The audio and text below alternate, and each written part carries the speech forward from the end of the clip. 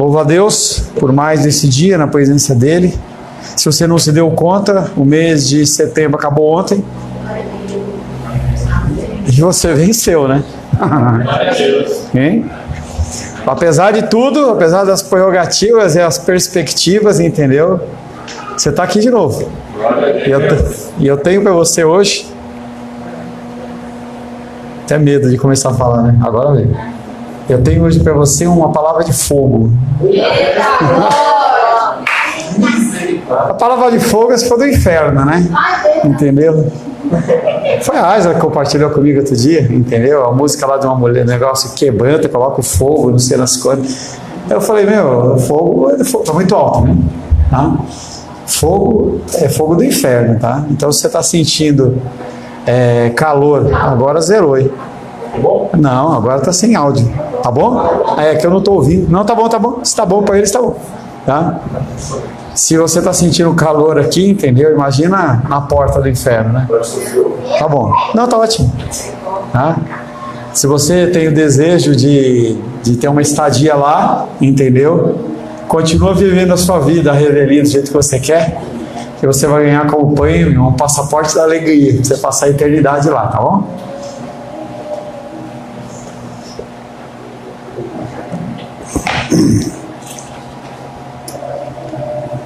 Em nosso último encontro, estivemos meditando sobre o tema o fruto da luz. A gente vê nas propagandas que água é tech, água é pop, água é tudo. Pessoas plantam com o objetivo de colher. Por mais que nós sejamos altruístas, e ser altruísta é você fazer algo apenas em benefício do próximo e não em seu benefício, por causa da nossa natureza caída, sempre nas nossas ações há uma pontinha de egoísmo, de soberba, de um desejo de ser beneficiado em relação a algo. Mas haver o fruto da luz, é algo esperado em relação à minha vida e à sua vida. A palavra nos traz a premissa que uma fonte não pode dar águas doces e amargosas. Que uma laranjeira não pode dar figos e uma figueira não pode dar laranjas. Mas o que você acha que é esperado de você diante do Senhor? Será que isso é mais uma motivação? Ou é algo que faz com que você se considere santo demais e você não se manifeste como um filho da luz diante dos filhos das trevas? Os versos que nós meditamos na semana passada foi Efésios capítulo 5, você já vai abrindo sua Bíblia. Efésios capítulo 5, versos de 7 a 14, que diz o seguinte: portanto, não sejais participantes com eles, pois outrora erais trevas, porém agora sois luz do Senhor. Andai como filhos da luz, porque o fruto da luz consiste em toda bondade, justiça e verdade, provando sempre o que é agradável ao Senhor. E não sejais cúmplices nas obras infrutíferas das trevas, antes, porém, reprovai-as. Porque o que eles têm feito, que eles fazem em oculto, o só referir é vergonha. Mas todas as coisas, quando reprovadas pela luz, se tornam manifestas, porque tudo que se manifesta é luz. Pelo que diz: desperta, ó tu que dormes, levanta-te de entre os mortos e Cristo te iluminará. A semente que foi semeada no meu coração e no seu coração é a semente da palavra, que é o próprio Cristo. E o nosso Deus, Ele é aquele que rega, aquele que cultiva, Ele é o nosso agricultor. Com a ajuda do Espírito Santo, nós temos que dar um fruto. Nós temos que entender que se o nosso coração está alicerçado em Deus, o fruto vai ser o fruto do Espírito. Se o nosso coração está alicerçado nos nossos desejos, nas nossas vontades, a obra vai ser uma obra da carne. Não há espaço no campo divino e espiritual para algo que não seja o fruto da luz. Você, como filho de Deus, não pode dar outro fruto que não seja o fruto da luz. que eu e você, nós possamos viver a verdade implantada em nós, através da semente da palavra, de uma forma digna e que glorifique ao Senhor. A palavra de hoje tem como título A Natureza da Sabedoria. Quero convidar você a abrir a palavra de Deus no livro de Efésios, capítulo 5. Efésios, capítulo 5, versos 11 em diante. Efésios, capítulo 5, versos 11 em diante. Assim diz a palavra de Deus no livro de Efésios, capítulo 5, verso 11 em diante.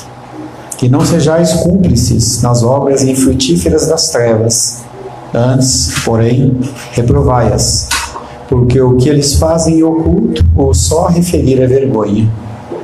Mas todas as coisas, quando reprovadas pela luz, se tornam manifestas, porque tudo que se manifesta é luz. Pelo que diz: desperta, ó tu que dormes, e levanta-te de entre os mortos, e Cristo te iluminará. Portanto, vede prudentemente como andais, não como nécios, e sim como sábios, remindo o tempo, porque os dias são maus. Por esta razão, não vos torneis insensatos, mas procurai compreender qual a vontade do Senhor. E não vos embriagueis com vinho, no qual há dissolução, mas enchei-vos do Espírito, falando entre vós com salmos, entoando e louvando de coração ao Senhor, com hinos e cânticos espirituais, dando sempre graças por tudo ao nosso Deus e Pai, em nome do nosso Senhor Jesus Cristo, sujeitando-vos uns aos outros no temor de Cristo. Palavra do Senhor, amém? Senhor, louvamos o teu nome, agradecemos, Pai querido, pelo teu amor, a tua graça e cuidado. Queremos colocar a nossa vida na tua presença. Queremos consagrar esse tempo em que recebemos de ti a direção, recebemos de ti a instrução, recebemos de ti, Pai querido, o modelo a ser seguido, que nós possamos ouvir a tua voz, a voz do bom pastor. Me coloco, Pai, à tua disposição para ser utilizado pelo teu Espírito Santo como instrumento da tua vontade. Que o Senhor nos dê um recado santo aos nossos corações. Em nome de Jesus. Amém. Podem se assentar em nome de Jesus. Nós estamos falando sobre as motivações em relação à vida eterna. Os versos que nós vamos meditar nesta noite, se Deus assim o permitir e Ele não voltar. Efésios capítulo 5, de 15 a 17, que diz: portanto, vede prudentemente como andais, não como nécios, e sim como sábios. Nécios são novos na fé, pessoas que não prestam atenção, fazem as coisas por emoção ou a revelia. Remindo o tempo, porque os dias são maus. Por essa razão, não vos torneis insensatos, mas procurai compreender qual a vontade do Senhor. O mesmo começo que eu dei de 2 domingos atrás, domingo passado, eu também faço nessa semana e farei na semana que vem também. Iniciamos esse bloco de estudo que começa no verso 3, falando das motivações. Citamos a título de ilustração dentro do mundo dos negócios a condição que nós, como empresários, vocês como empresários, vocês executam como uma forma de motivar os seus funcionários. Então, a motivação é algo que está dentro do mundo corporativo, do mundo de negócios, e Paulo também faz uma alusão em relação à vida espiritual e à eternidade, com esse campo de negócios que todos nós vivemos. Dissemos que a própria Bíblia, que nos dá essa doutrina de motivação do homem, também ocupa-se com a nossa obrigação. Então nós temos obrigações e também temos motivações. É aquela condição do pai e da mãe quando exortam os filhos, você exorta, mas também você dá um incentivo. Você mostra o erro, mas também traz a esperança. Você sempre tem que dar uma palavra de conforto junto com aquela palavra que é uma palavra dura. O apóstolo Paulo fez isso na primeira carta aos Coríntios. Quando ele manda a segunda carta, ele trata de uma forma diferente. Ele vem falando sobre a dificuldade que ele teve de exortar aquelas pessoas, mas que era algo necessário. E ele vem falando do grande amor que ele tem por aquelas pessoas. Esse é um aspecto da doutrina da santificação, o caminhar seu desde o começo até o fim da sua vida.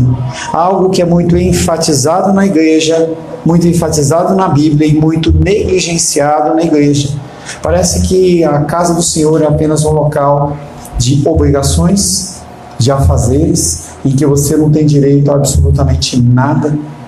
Nós temos os nossos olhos fitos na eternidade, nós vamos receber bênçãos que são inconcebíveis aos nossos pensamentos, mas nós vivemos uma vida terrena. Nós temos família, nós temos os nossos estudos, nós temos os nossos trabalhos e nós aguardamos que realmente haja algum tipo de motivação para nós, como seres humanos pecadores, caídos, podermos continuar caminhando. A santificação, ela vem trazendo exatamente esse contexto de você estar buscando sempre uma comparação com Deus, mas também você buscar também uma satisfação em relação a você. Acompanhamos aí na semana passada o Alice com a Ingrid viajando, eles tiveram um tempo lá no Maranhão. Acompanhamos essa semana o Felipe comprando um carro. São todas coisas que fazem parte da nossa vida, não podem ser o nosso foco, mas o Senhor, Ele nos concede graciosamente para que quando as dificuldades elas vierem e elas vêm, nós saibamos em quem nós podemos confiar. Se nós não tivermos essa motivação da ação de graças, as lutas e dificuldades, elas nos jogam no chão e a gente não levanta mais. As motivações têm esse aspecto. Porque somos a nova sociedade de Deus, devemos adotar padrões novos. Você não pode continuar vivendo como você era. Já relatei para vocês algumas vezes que alguns amigos, às vezes você encontra amigos das antigas, amigos que quando vocês faziam coisas erradas, eu encontro também. E aí as pessoas elas começam a trazer aquelas memórias como se fosse a melhor coisa do mundo, mas aquela é a pior fase da nossa vida. A melhor fase da nossa vida é hoje, em que nós podemos lembrar de onde Deus nos tirou, e mostrar, entendeu, através da nossa satisfação, através das nossas ações de graças, a nossa fé em relação ao que Ele vai fazer ainda. As motivações elas existem, mas nós como nova sociedade, nós temos que ter vestes novas. O apóstolo Paulo, ele mostra 4 argumentos, da qual nós vimos na semana retrasada. O primeiro, que foi a certeza do julgamento. Na semana passada nós vimos o segundo, que é o fruto da luz, e nesse terceiro ele vem falando sobre a condição da natureza da sabedoria.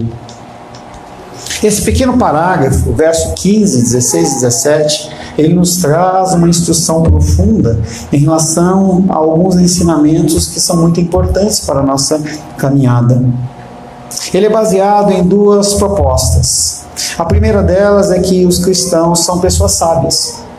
Os cristãos, eles não são pessoas nécias, novas na fé, pessoas que agem apenas por emoções. E a segunda é que a sabedoria cristã, ela é algo que tem que ser utilizado na prática. Não é algo para você ficar no contexto da teoria, não é algo para você ter no seu coração, é algo para você ler, você implantar, você agregar aos seus pensamentos, e algo que venha a mudar o seu comportamento, a sua decisão diante das situações que são impostas na nossa vida. A nossa vida é como se fosse um grande alto e baixo, um carrossel. Tem momentos que você está numa graça muito grande. Quando eu estava lá em Limeira, na semana passada, eu conversava com um rapaz, e esse rapaz ele falava que, olha, eu estou passando por um momento de muita bonança financeira, mas eu sei que em algum momento isso vai passar, e eu tenho utilizado esse tempo para abençoar vidas, para fazer investimentos. E da mesma maneira que aquele homem estava abençoando vidas, quando ele foi me pegar lá no aeroporto, e nós fomos almoçar, ele foi manobrar o carro, e a moto entrou na roda dele, o que para nós parecia um dano de 2, 3, 4 mil reais, já se está falando em perda total.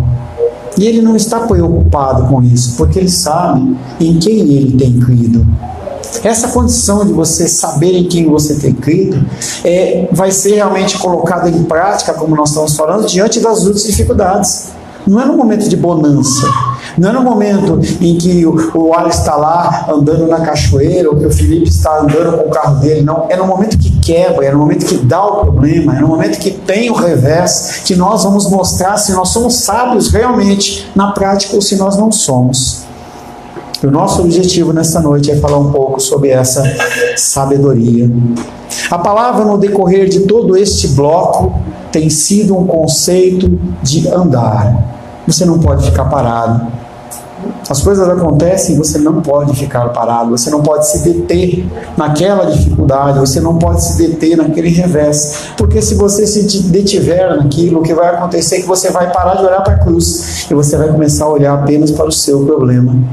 O nosso andar ou comportamento cristão, Paulo já falou, não pode ser mais conforme o mundo, conforme a carne e conforme o diabo, ou mesmo conforme os pagãos. Nós temos que andar no meio das pessoas e nós temos que ser diferentes. Nós temos que mudar o nosso linguajar. Nós temos que, na verdade, redimir os nossos sentidos. O que você tem ouvido é abençoado. Os seus olhos, eles têm passado por coisas que são abençoadas, têm edificado você. As palavras que saem da sua boca refletem um falar cristão. As suas mãos e os seus pés tocam locais santos ou locais contaminados e impuros. Nosso agir deve ser digno da vocação que recebemos de Deus, em amor e como filhos da luz que nós somos. O apóstolo Paulo agora acrescenta uma exortação um pouco mais geral. Ele fala, se comportem como as pessoas sábias, que ele entende que nós somos. E ele fala, vede prudentemente como andais, ele escreve. Você tem que ter um tempo de análise do seu caminhar e da sua vida, do seu agir e do seu pensar. Viramos mais um mês, a mês de setembro se foi. Você foi positivo? Você foi negativo? Você foi proativo na obra do Senhor? O que você tem feito em relação a planos? Será que o seu plano é você ficar mais rico ou o seu plano é conhecer mais ao Senhor? Será que o seu plano é você despender mais horas de sono no seu dormir? Ou você abster-se desse sono para conhecer mais ao Altíssimo? Ou participar do evangelismo com o Nicolas e a Minísia? Ou participar de uma reunião de oração? Ou fazer qualquer outra coisa fora da igreja, não dentro do campo da igreja? Todos nós nos tornamos, todos nós tomamos cuidado com as coisas que nos parecem importantes. Falei hoje pela manhã, o Alice falou hoje à noite, Felipe falou hoje à noite, e eu volto a dizer, o que é importante para você? O que é que move o seu coração? Se o que move o seu coração é a sua cama, fique nela. Você não é digno do Senhor. Se o que te move é o seu trabalho, vá trabalhar. Trabalhe fora, dá tempo e fora de tempo. Junte recursos, construa celeiros e deixe eles cheios até o topo, mas pode ser que quando você estiver no topo, Deus olhe para você e fala, hoje mesmo te pediram a sua alma. Todas as ações têm consequências.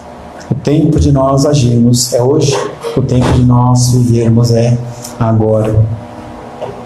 Nós tomamos cuidado com as coisas que nos parecem importantes, nós tomamos cuidado com o nosso emprego, com a nossa educação, com o nosso lar, com a nossa família, com os nossos passatempos, com o nosso modo de vestir e com a nossa aparência. De modo mais excelente, como cristãos, nós devíamos cuidar também da nossa vida cristã. A cada mês que passa, você tem que ser melhor. A cada mês que passa, você tem que ser identificado e identificar na sua vida comportamentos diferentes que refletem a vida de um cristão. O falar é um dos sentidos que nós temos que mais sermos convertidos. Nós, com a mesma boca, nós levantamos louvores ao Senhor, falamos que Ele é exaltado, que Ele ressuscitou, mas mesmo assim, a gente xinga, a gente grita, a gente briga, a gente lança maldições sobre as pessoas. Falava hoje pela manhã em relação a uma pessoa, um videozinho que eu estava vendo na internet, uma moça gritando com o marido, é uma coisa tão feia, tão feia. Tanto é feio o homem gritar com a mulher, mas também é muito feio a mulher gritar com o homem. A voz exasperada dentro de casa, grito com os filhos, falta de um diálogo, falta de uma voz horizontal. O que é que nós estamos querendo demonstrar quando nós gritamos? O que é que nós estamos querendo mostrar diante do Altíssimo quando nós levantamos a nossa voz e queremos impor, seja nós como pais, como filhos, como maridos, como esposas, como pessoas que têm funcionários? Será que nós estamos querendo demonstrar a nossa superioridade? E aí, eu já falei isso para você e hoje eu estava voltei cedinho, acordei às 2 horas da manhã. Então, você fala, pastor, eu estava com sono. Eu acordei 2 horas da manhã. Apesar de eu estar numa casa de um casal abençoado, foi interessante, porque era um calor 3 vezes maior do que esse. E aí, na primeira noite, eu acordei com o ar-condicionado só ventilando, devia estar uns 45 graus no quarto, sem exagero. Eu comecei a suar, minha esposa sabe que eu sou muito tolerante com calor, mas eu comecei a ficar incomodado, de pernilongo picando aquele negócio, e eu não dormi na noite da quinta-feira. Quando foi na sexta-feira, eu também não dormi, mas não por causa do ar-condicionado, mas porque os pernilongos lá me comeram vivos. E nesse último dia, eu acordei 2 horas da manhã, fui dormir umas 11 horas, acordei às 2 da manhã, fui para o aeroporto e não dormi, fui para o avião. E conforme eu estava chegando em Brasília, eu levantei, o piloto falou assim, olha, temperatura em Brasília, 30 graus, não sei o que lá. Eu abri a janela e eu fiquei olhando, e eu vi prédios, eu vi pessoas, eu vi carros, eu não vi nenhum mais alto que o outro. Todos eram iguais. Todos eram no mesmo nível, da altura que eu estava vendo. Nós temos que controlar o nosso modo de falar. Devemos tratar a nossa vida cristã como uma coisa séria, em uma versão diferente da nossa. Fala, portanto, vejam bem como vivem, observem, tenham um tempo de meditação naquilo que você faz. Não sejam como tolos, mas como sábios. Como são, então, as pessoas sábias que tomam cuidado com a sua vida cristã? O que eu tenho que fazer para eu ser considerado sábio no cuidado da minha vida cristã diante de Deus? Primeiramente, a gente tem que aproveitar o nosso tempo. A gente vê a Heloísa, e é 1 ano, hein? 1 ano e 3. O Miguel... Tá o bebezinho sendo gerado no ventre da Aisla. A gente vai crescendo. Eu tenho 56 anos. Nosso tempo ele é muito curto. O nosso tempo ele não deve ser perdido com coisas bobas e tolas. E o apóstolo Paulo está falando exatamente sobre isso. Pessoas sábias aproveitam melhor o seu tempo. O verbo remir pode significar comprar de volta, e se esse for o seu significado aqui, o apelo a remir o tempo da sua escravidão ao mal, não perder tempo com tolices. Mídias sociais são tolices. Eu sou réu de púlpito em relação a isso. Eu fico muito no celular, minha esposa tem me chamado a atenção. Você, creio que também deve ficar bastante. Talvez você não saiba. Um exercício fácil para você é você abrir as configurações do seu celular, escondido no banheiro, para você não ficar com vergonha, e vai lá e olha, vê quanto tempo você utiliza o Instagram, quanto você utiliza o aplicativo Facebook ou qualquer outro, YouTube, e ele vai mostrar quanto tempo, não tem mentira ali, é uma medição em tempo real. E aí a gente perde tanto tempo com essas coisas, sendo que o nosso ente querido está próximo, está perto, está demandando carinho, atenção, e a gente faz tudo menos dar atenção. A gente faz tudo menos se dedicar ao Senhor. Conseguimos acordar cedo para ver um jogo da seleção brasileira em outro país. As pessoas na época da Copa da Coreia do Norte e do Japão acordavam de madrugada. As corridas do Japão, do Ayrton Senna, eram marcadas pelas pessoas morrendo de sono no dia seguinte. E a gente tem essa dificuldade de olhar para as coisas do Senhor como sendo realmente importantes. E o apóstolo Paulo fala, façam remissão do tempo. Outra possibilidade dessa palavra remir é comprar totalmente. E nesse caso, tirar o maior proveito do tempo seria a melhor tradução, sendo que tempo se refere a cada oportunidade que passa. Quantas oportunidades você tem perdido de falar do amor de Deus, de declarar o seu amor àqueles que são caros a você? Até brinquei com a Rosângela hoje, parece que não sei se ontem ou anteontem estava lá assim, dia do casal, poste a sua foto com a sua cara metade. Eu falo de algo muito mais importante que isso. Você demonstrar dia após dia a importância das pessoas na sua vida. Dia após dia você demonstrar a Deus que você o ama, porque aquele que ama guarda os seus mandamentos. Aquele que ama a sua palavra, ele medita nela de dia e de noite. E se a gente pensar que essa vida de correria, ela é uma vida que não dá tempo para fazer nada, a gente tem que imaginar que as pessoas elas acordavam muito mais cedo que a gente, iam dormir muito mais tarde que a gente, tinham muito mais filhos que a gente, e eram homens e mulheres de Deus, famílias que não se perdiam. Havia o exemplo, porque os pais, em primeira instância, eles remiam o tempo e davam o exemplo para os filhos do que era importante na remissão do tempo. A sua esposa tem visto você orando de joelhos? O seu marido tem visto você orando de joelhos? Os seus filhos têm visto vocês pais orando, buscando, lendo a palavra? Ou a Bíblia de vocês, ela está como quando chegou na sua mão? Você nunca abriu, talvez tenha até folhas ainda grudadas. O estado da Bíblia não quer dizer se ela foi usada ou não. O que demanda saber se você leu a Bíblia ou não é quanto você coloca em prática, quanto você mudou em relação a isso. Porque você pode ter uma Bíblia, como o Alice levantou lá, toda destruída, entendeu? Mas se você não vive isso, não muda nada. Você pode comprar Bíblias novas todo mês, toda semana, isso não vai mudar nada na sua vida. Certamente as pessoas sábias têm consciência de que o tempo é um bem precioso e um bem finito. O tempo que passou você não recupera mais. Eu nunca mais vou poder comemorar os meus 20 anos de casado com a Rosângela, porque já passou.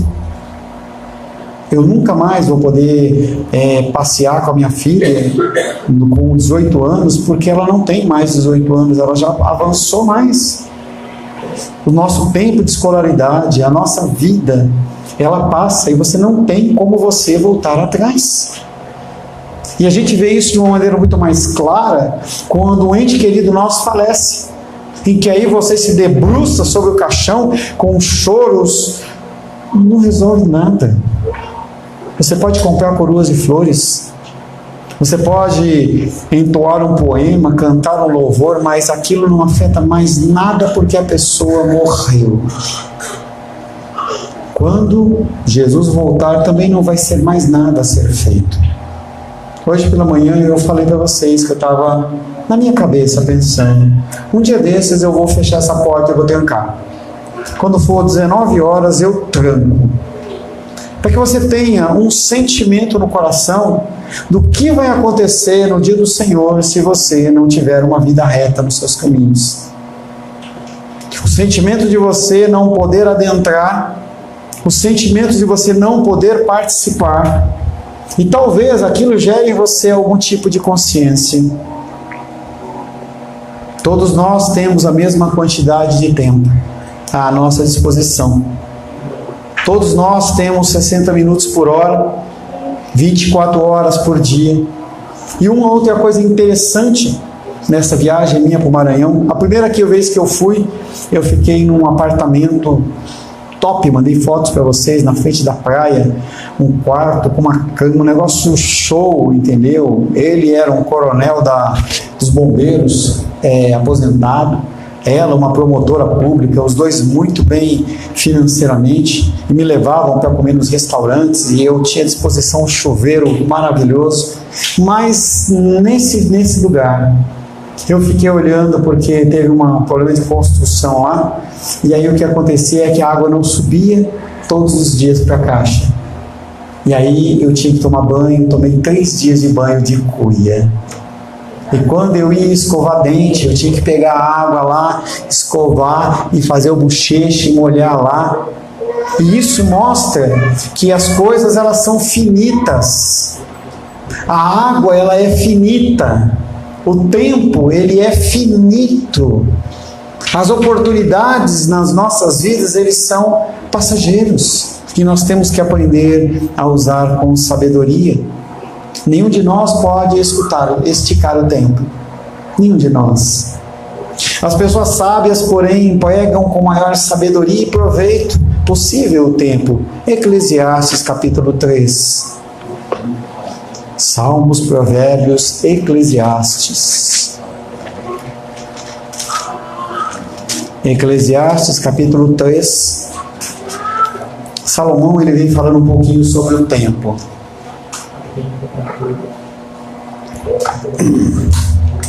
E Salomão diz assim: tudo tem o seu tempo determinado, e há tempo para todo propósito debaixo do céu.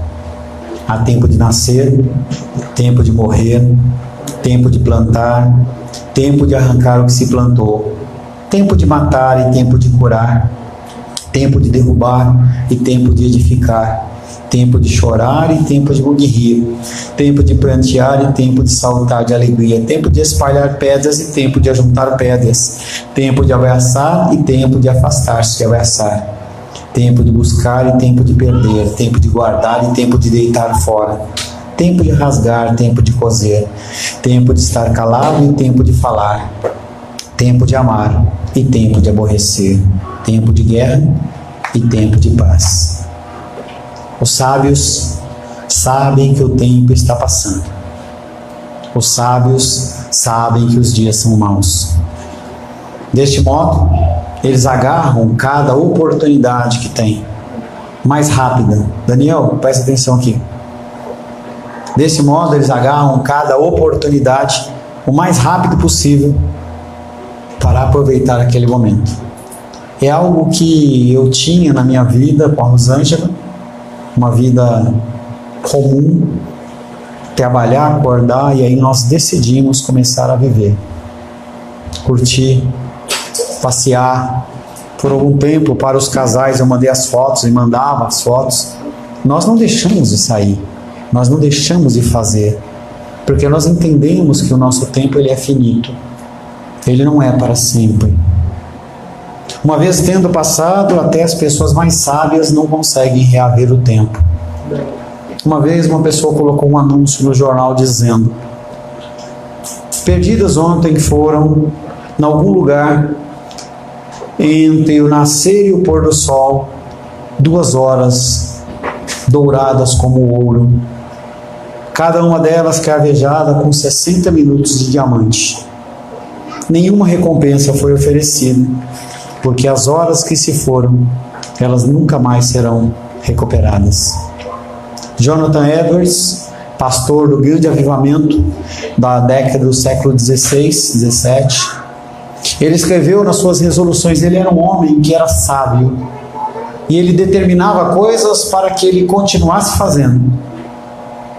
Resoluções de Jonathan Edwards, e uma delas foi: nunca mais eu vou perder um só momento de tempo, mas sim vou tirar proveito dele da maneira mais proveitosa que eu puder. Ele era um homem sábio, pois o primeiro sinal da sabedoria que Paulo dá é o uso disciplinado do tempo. O homem, a mulher, tem que aprender a usar o tempo com disciplina. Se você precisa ter uma agenda, compre uma agenda. Mas você precisa ter tempo de disciplina. Você tem que ter 1 hora para você acordar. O celular nos facilita muito. Essa conversa furada de que o celular descarregou, que você não colocou para carregar, isso é papo furado, tá? Porque o celular para a gente é mais importante que o nosso coração. E você não vai deixar o seu coração parar. A menos que haja um defeito, é muito difícil você deixar o seu celular descarregar. Então, use o celular com sabedoria para nortear a tua vida. Que hora você acorda? Coloque no alarme horário de falar com Deus, horário de me relacionar com o meu familiar, horário de. E aí nós temos que cada vez mais eliminar aquela palavra do inferno, que é a correria. Não existe essa questão de correria. 24 horas do dia sempre foram 24 horas do dia. Quando as pessoas elas quiserem interagir com você, interaja com elas. Quando alguém quiser falar com você, responda. Quando alguém te chamar, atenda.